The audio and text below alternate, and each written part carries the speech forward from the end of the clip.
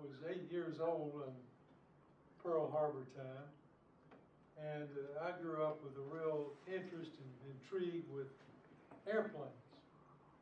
And I lived on a hillside in East Tennessee and looking across a valley type area to the Appalachian chain. So there was a big wide area there that a lot of aircraft would fly through. And I remember that one of the real fascinations for me was seeing a squadron of P-38 Lightnings. They were just fascinating. So anyway, I kind of thought, well, is there some way I can tie a program into my fascination with aircraft and WWII? Eric Melrose Brown was a captain in His Majesty's Royal Navy, and he was known as Winkle Brown. And I read about it, and that was a shortened form of periwinkle. Well, I always thought of a little blue flower as being periwinkle, but it's really a sea slug. And since he was slight of stature and only 5 feet 7 tall, he picked up the nickname of Winkle. Now, what catches your attention about Winkle Brown is that he has flown more different aircraft than anyone else ever has. And the number to me is staggering. 487 different airplanes. Now, he also holds the world record for the number of aircraft carrier landings at 2,407 landings. A little arithmetic. If he did that over 20 years, that's still landing on an aircraft carrier every third day. Then another little bit about Winkle Brown. He was the first to take off and land a jet plane. Old and apparently still functioning very well and giving programs from time to time. So we can talk about him in the present tense.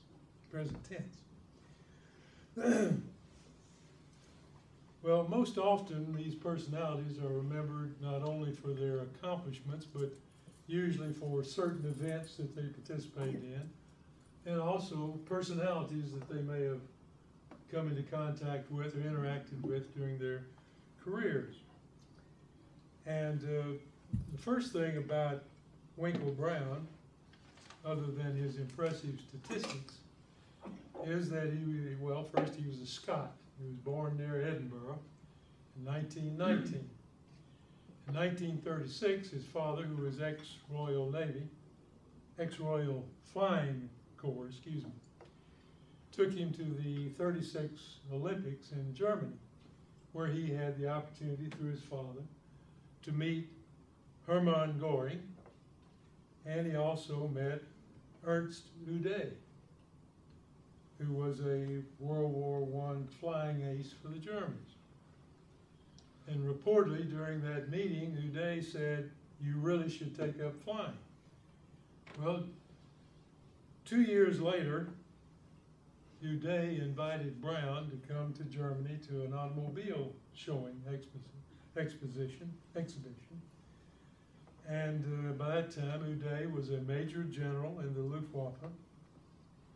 And also during this one meeting with Uday, he met Hannah Reich. Anybody remember that name? She was probably the #1 test pilot for the German Luftwaffe. And at this particular showing, she was exhibiting or demonstrating a Focke-Wulf FW-61 helicopter. Well, Brown was already fluent in German, and he was in Germany in school when in 1939, September, he was awakened one morning to be told that Germany and England were at war. But he was lucky. They just escorted him and allowed him to take his own car to the Swiss border and told him goodbye. So he goes home and he joins the Royal Navy and as a pilot, and he was on board the escort carrier HMS Audacity, which was torpedoed on December 21, 1941, in his squadron that survived that sinking. While on the Audacity, he was credited with 2 kills shooting down Focke-Wulf 200 Condors. From there, he went on to the Royal Aircraft Establishment, as it was known, and began testing aircraft showing a particular skill for his carrier landings ability.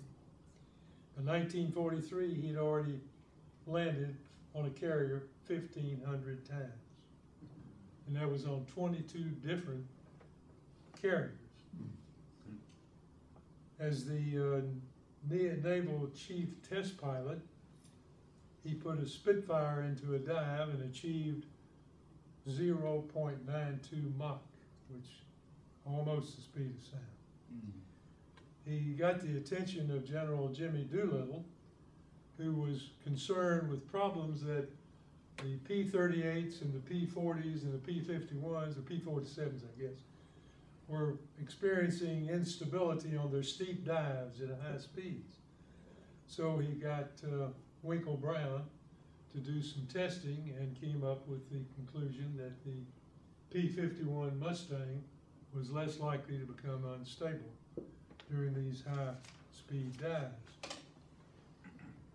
One interesting event in Winkle Brown's time and during the war was he was named Chief Operating Officer of Enemy Flight, which was a program developed to try to recapture or liberate some of the German aircraft to take advantage or study their technology.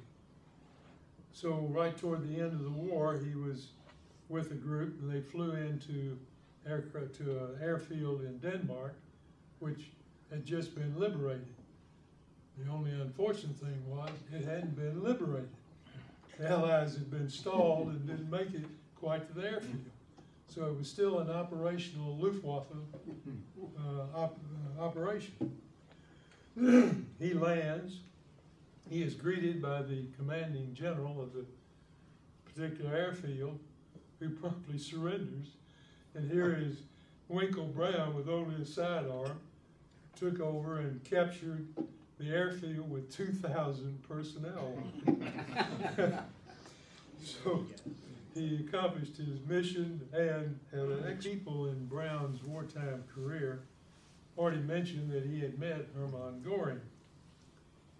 And one of the things that he got to do during his time right at the end of the war was interview several of the major personalities. I suppose that is kind of a euphemism for interrogate, but everything I read referred to it as an interview. I overlooked one note.